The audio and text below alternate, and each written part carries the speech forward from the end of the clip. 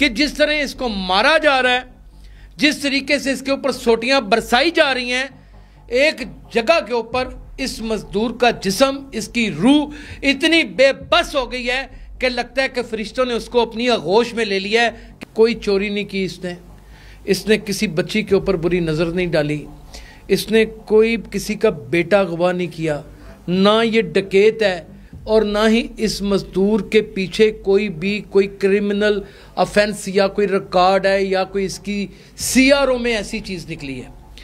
जिन्होंने तशद्दुद किया है उनका भाई बाकायदा तौर के ऊपर एक मर्डर के कत्ल के मुकदमे में अरसा दराज से इश्तिहारी है। कलीम शाह, अकील शाह और अकील अवान का तलक नबी शाह बाला बुलवान से है। ये नबी शाह के सैयद हैं, काम करने गया था, बच्चों का रिस्क कमाने गया था, सैयद ज़ादे के घर में मुलाजमत कर रहा था और उसको अपने 5-6 बंदों के साथ उसकी पुश्त के ऊपर जिस तरह डंडे बरसाए, उसकी पिंडलियों के ऊपर, उसकी रानों के ऊपर, उसकी छाती के ऊपर, उसके शानों के ऊपर अपने आप को बहुत ज्यादा सेठ और बड़ा काबल और बड़ा अमारत वाला समझते हो। यादें माजी अजाब है यारब, छीन ले मुझसे हाफिजा मेरा। इस खित्ते के अंदर और इसकी जड़ों के अंदर और इसकी बुनियादों में पता नहीं क्यों रईस ज़ादों ने एक तशद्दुद का बीज गाड़ रखा है और ये फसल डे बाय डे इतनी तवाना होती चली जा रही है कि हर दूसरे शख्स के ऊपर ना सिर्फ अपने जुल्म की एक दास्तान रकम करता है बल्कि एक ऐसी बेमिसल हिस्ट्री बन जाता है कि जिसे अच्छे लफ्ज़ों में कभी भी याद नहीं किया जा सकता। दुख है, अफसोस है और मैं ये बड़ी अंदर से ना चीर कर अपने आप को जख्मी करके ये विला करने जा रहा हूं। सरगोदा बलवान घर का काम क्यों नहीं किया, ये देखें, सिर्फ ये लफ्ज़ इतना है कि घर का काम क्यों नहीं किया। और बाअसर अफराद ने फिर उस शख्स के ऊपर जिसने काम करना था ऐसा ख़तरनाक तशद्दुद किया। ये पूरी की पूरी इसके ऊपर तबसरा भी देंगे और इसकी दास्तान भी आपको बयान करेंगे, ये किन लोगों ने किया और ये किसके साथ किया। मेरे साथ जुड़े रहिएगा बस। बाअसर ज़मींदार ने अपनी ही अदालत लगा ली। कलीम शाह, अकील शाह और अकील अवान का तलक नबी शाह बाला बुलवान से है। ये नबी शाह के सैयद हैं, अपने आप को औलादे अली कहते हैं। अस्तगफिरुल्लाह अज़ीम, एक सादात का लक़ब साथ जुड़ जाना, फिर उसके बाद जुल्म व तशद्दुद करना, ये कैसे हो सकता है? ये तो बहुत सारी तारीख को नफ़ी और उसकी मनफी कर जाएगा। मजदूर को असला के ज़ोर पर घर से अगवा करके डेरे पर बदतरीन उसके साथ जुल्म और ज़्यादती और उसको मारा पीटा गया। यानी कि अब अंदर की दास्तान में ये बता देता हूँ कि ये बंदा उनके पास काम करता था, उनके घरेलू काम करता था, उनकी भैंसें चरा लेता था, उनके छोटे मोटे काम करता था। कहीं कुछ छोटी मोटी गफलत हो गई होगी, कोई चोरी नहीं की इसने किसी बच्ची के ऊपर बुरी नज़र नहीं डाली, इसने कोई किसी का बेटा अगवा नहीं किया, ना ये डकैत है और ना ही इस मजदूर के पीछे कोई क्रिमिनल ऑफेंस या कोई रिकॉर्ड है या कोई इसकी सीआरओ में ऐसी चीज़ निकली है। जिन्होंने तशद्दुद किया है उनका भाई बाकायदा तौर के ऊपर एक मर्डर के कत्ल के मुकदमे में अरसा दराज से इश्तिहारी है। यानी कि ये वतीरा इन्होंने पकड़ा हुआ है, इनकी नस्ल दर नस्ल जुल्म करती आ रही है। जबकि रब्बुल इज़्ज़त की ज़ात ने एक सदात को, एक सैयद को एक ऐसे मोतबर रुतबे के ऊपर फाइज किया होता है कि उसने खैर व बरकत ही बांटनी होती है। अपनी ज़ात की नफ़ी करके लोगों का लिहाज और उनके मामलात को, उनके दर्द को अपने सीने में छुपाकर उनको खुशियाँ बांटनी होती हैं। लेकिन यहाँ किस्सा बिल्कुल ही अलग है।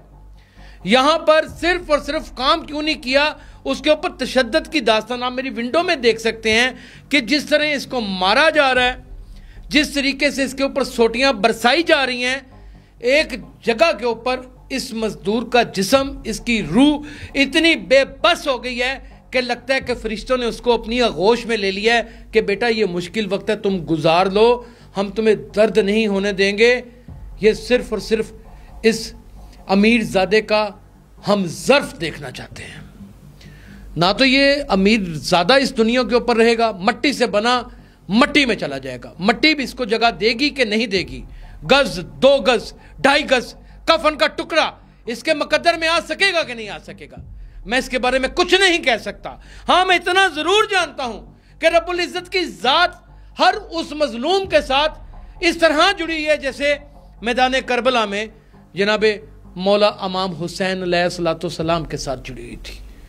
काम करने गया था, बच्चों का रिस्क कमाने गया था, सैयदजादे के घर में मुलाजमत कर रहा था। एक छोटी सी गफलत, वो गफलत थी भी कि नहीं इसका भी कोई फोरेंसिक रिजल्ट आया ही नहीं, या किसी मुंसिफ ने बताया ही नहीं कि इसकी गफलत है, और उसको अपने 5-6 बंदों के साथ उसकी पुश्त के ऊपर जिस तरह डंडे बरसाए, उसकी पिंडलियों के ऊपर, उसकी रानों के ऊपर, उसकी छाती के ऊपर, उसके शानों के ऊपर, और ये सारे के सारे निशानात रोजे महशर तुम्हारे सामने आया होंगे और दुर्रे तुम्हारा मुकद्दर होंगे। बचा तुम्हें कोई सकेगा नहीं। अपने आप को बहुत ज्यादा सेठ और बड़ा काबल और बड़ा अमारत वाला समझते हो, किसके सामने अकड़ रहे हो? यहां तो बहुत बहुत बड़े मुल्कों ने अपनी अकड़ दिखाई, रब्बुल इज़्ज़त की जात ने अददी कमजोरी के बावजूद भी मलिया मेट कर दिया। कौन से वहम और कौन से गुमान में सैयद साहब आप फिर रहे हैं? ये जमीनें, ये जायदादें, ये गायें, भैंसे, बकरियां, ये ऐशो इशरत की जिंदगी, ये अगर मुलाजमीन तुम लोगों की खिदमत ना करें तो ये पैसा दरे का दरा रह जाए। घर में झाड़ू भी तुम्हें खुद लगाना पड़े, अपने बैतुल खला भी तुम्हें खुद साफ करने पड़े। एक तो ये तुम्हारी खिदमत करते हैं अपनी फितरत और अपनी नेचर से हटकर, सिर्फ 2 वक्त की रोटी। और नाज़रीन, मैं आपको ये भी बताता चला जाऊं, ये जो मज़ारा तबका है ना, हाय अल्लाह, जितना जुल्म इनके ऊपर होता है मैं आपको बता ही नहीं सकता। इनको उजरत दी नहीं जाती, इनको करेंसी फॉर्म में पैसा नहीं दिया जाता, इनको कनक की चंद बोरियां दे दी जाती हैं, इनको घी का एक कनस्तर दे दिया जाता है, इनको थोड़ा सा गुड़ में से खरात के तौर के ऊपर गुड़ दे दिया जाता है, और यही मज़ारा हर एक को कहता है घर दे दाने अपने, सानू पैसों की केड़ी लोड़ है। आप यकीन जानिए, जैसी कस्बा पुरसी की जिंदगी ये लोग गुजारते हैं कोई नहीं गुजार सकता। मैडम वज़ीर आला पंजाब मरियम नवाज, आपने जहां पर इतने अच्छे काम किए हैं, इन सफाक लोगों को क्यों नहीं इबरत का निशान बना देती? ये सदा बादशाही तो अल्लाह के यहाँ है। आज आप जिस नशिस्त के ऊपर विराजमान है, आपको हर तरह का मौका अल्लाह ताला ने फराम किया है। कमेंट सेक्शन में इतना ज़रूर बताइएगा कि ये जुल्म की दास्तानें आपको क्या लगता है कि कब ख़त्म होंगी, या फिर यूं ही चलती रहेंगी, या फिर इनको ख़त्म करने के लिए अब जो जिसके ऊपर जुल्म होता है, क्या उसको भी बंदूक उठानी पड़ेगी? अपना बहुत ख्याल रखिएगा। अल्लाह हाफिज़।